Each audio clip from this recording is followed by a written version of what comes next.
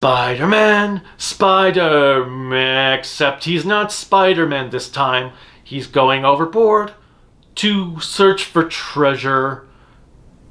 But does it measure to the video games of Uncharted? Yeah, don't ask. That's why I'm not a singer. But anyway, I am the KnK, and this is my third very, very lengthy until I got to it quickie review, although not as long as Scream 5 and Death on the Nile. What was I saying? Oh yeah, this is my quickie review for Uncharted.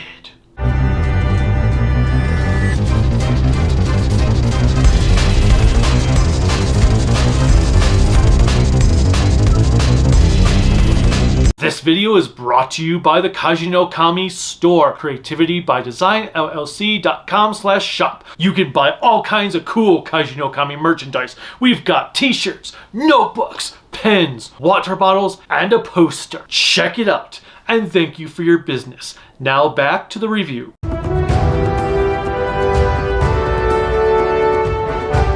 Uncharted is another video game movie, and I'm just waiting now so I can hear all the groans of people going, "Ah, another video game movie. How bad is this one?" Well, I'm happy to say it's actually not that bad.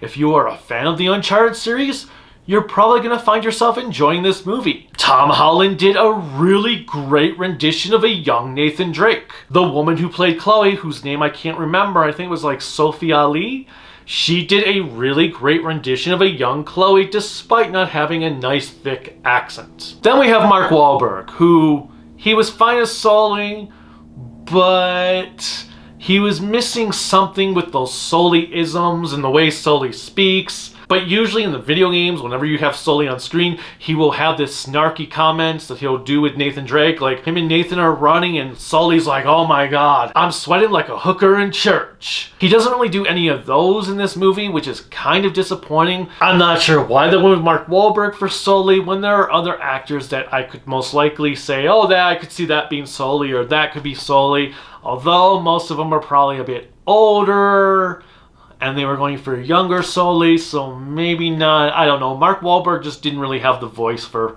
Sully, because Sully should have like this deeper voice, and Wahlberg just doesn't have that deep voice. Whatever, it was still a fun time. It was kind of in a way like a retelling of Uncharted 3. If you've played the games, you kind of know what to expect. Like, we have a big event that's shown in the trailer where he wakes up at the start of the movie where he's on these crates that are flying out of an airplane.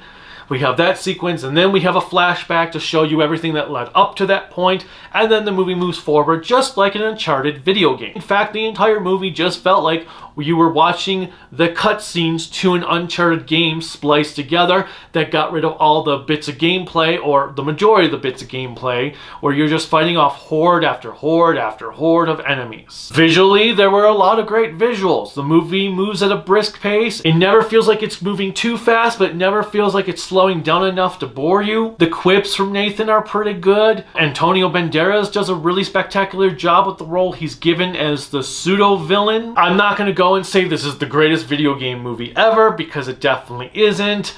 It's one of the better video game movies, and as I said, if you're a fan of Uncharted, or maybe even a fan of Indiana Jones, you're most likely going to appreciate this movie. On the other hand, if you don't like the Uncharted video games, you're most likely not going to like this movie one bit. Everything you most likely hate about Uncharted, you're probably gonna hate about this movie too. I mean, let's be real. Nathan Drake has like some of the most excellent character shields of character shields.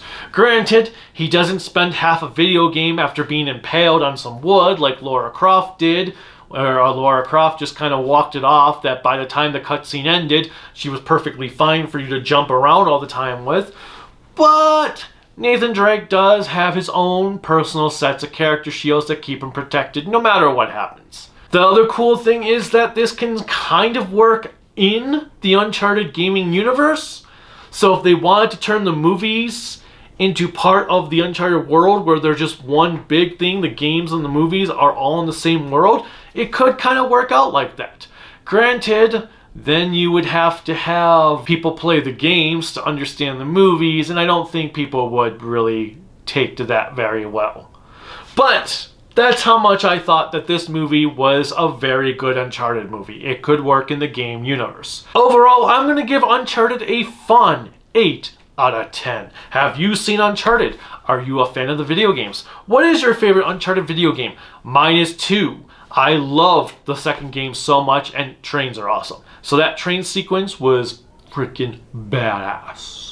That said, click like, subscribe, the bell notification, whatever else YouTube has you clicking on to support me. You can support me on Patreon at Kaiju no Kami, Facebook, Instagram, Twitter, Discord, Kaiju no Kami, my website, creativitybydesignllc.com.